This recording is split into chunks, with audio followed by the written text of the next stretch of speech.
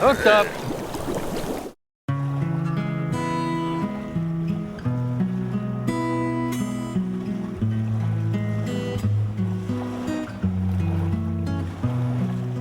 I don't know where the derivation is, the world is your oyster, but having farmed oysters now for almost 10 years, I can say that you have a greater appreciation for the world. Hi, I'm Michael Osinski. I'm an oyster farmer.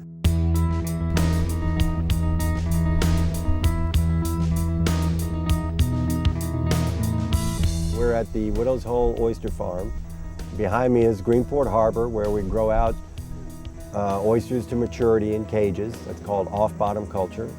And then in the direction I'm looking is a little creek called Widow's Hole, where we grow our seed out.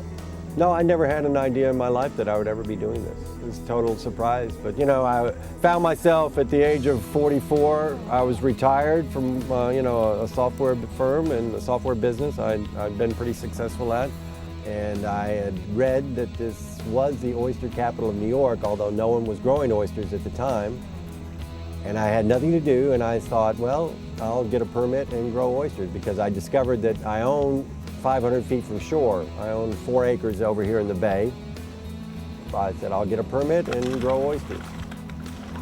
So we started growing them, and I would take them to chefs in the city, and it was not uncommon for chefs to say, this is the best oyster I've ever eaten in my life.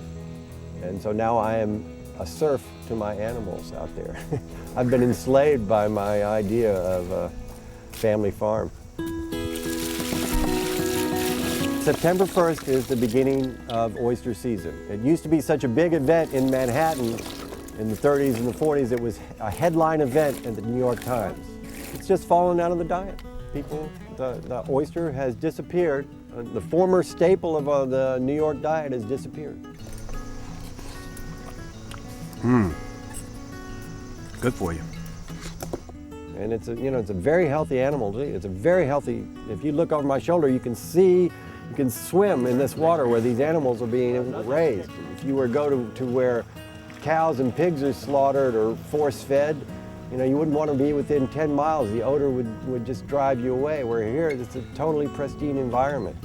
These are extremely healthy things to eat.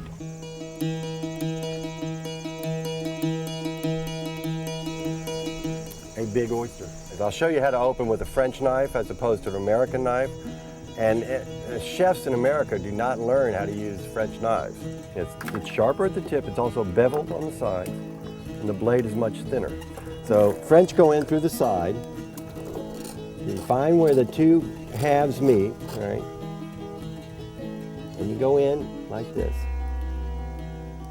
like an awl. Now I'm in. That's it. That's it. The thing is open.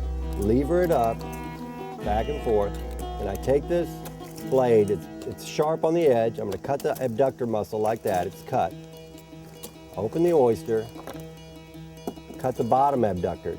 It's got a muscle to the top and the bottom, and there you're done. Nice, fat, plump, beautiful oyster. Plenty of fluid, plenty of liqueur. If when you open an oyster and it doesn't have any, or a very small amount, it means it's an old oyster. It has been sitting around in somebody's cooler for potentially weeks at a time. And I've seen people, they'll open, I hand them an oyster and they'll dump the fluid out. No, don't do that. But that's what you want, is the water, right?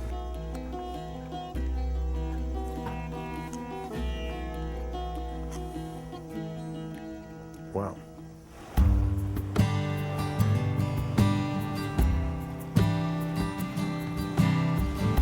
If you eat the Widow's Hole oyster, you're going to taste the sea.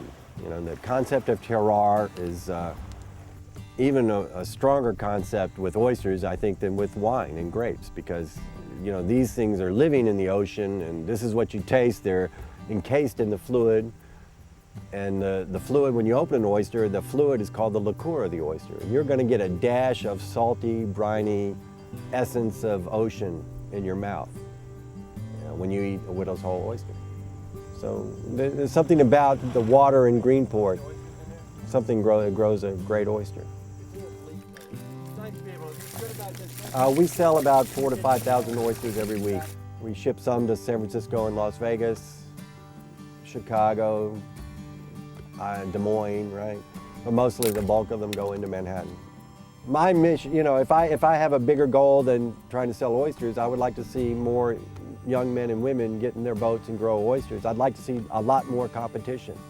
I encourage everyone to eat more oysters. They're excellent for you. It's very good for the environment for people to grow oysters. And you know, you'll support small local growers in your region.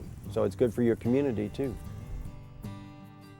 I buy the seed every spring, and you know, a year and a half, 2 years later, we sell the oyster, the mature oyster. Carry them into Manhattan every week.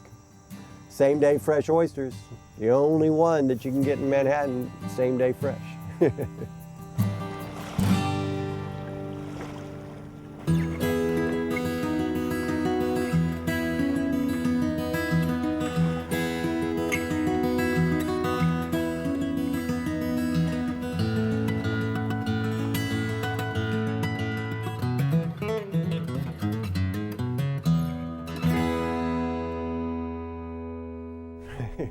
Guaranteed to put Papa on top of Mama. I'm Tom Colicchio. Now I'm in the food business. My true passion is fishing. I've been invited to go sport fishing with Tom. What kind of fish are we gonna catch in this New York harbor is what I'm wondering. You're not gonna believe why I'm here today. I want to catch a big one. Put me in the ring with a good one, dude. I'm gonna see if I can stuff it and mount it on our wall. Chefs are nuts, and they are partiers.